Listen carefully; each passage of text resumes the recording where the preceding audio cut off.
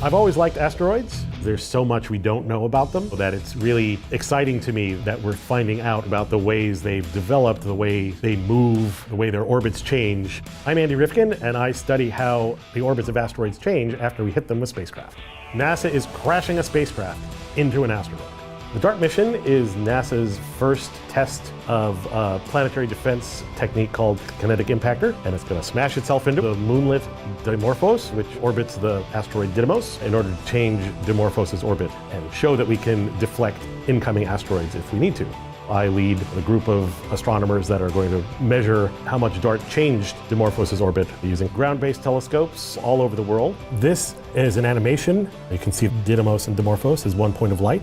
These curves show the brightness change due to Dimorphos moving in front of and behind Didymos. We can tell how quickly Dimorphos is moving around Didymos. We make these measurements before DART arrives, and then this is the same technique that we'll use after the impact to determine how much we've changed the orbit by. I make music. A lot of it, as you might imagine, has nothing to do with science, but a lot of it does. You know, I'm not immune to the charms of writing a gimmicky science song every once in a while. So I did write a song about DART. The mission goes by the name of DART. Double asteroid redirection test. And just one flick should do the trick. A lot of scientists definitely have a creative side.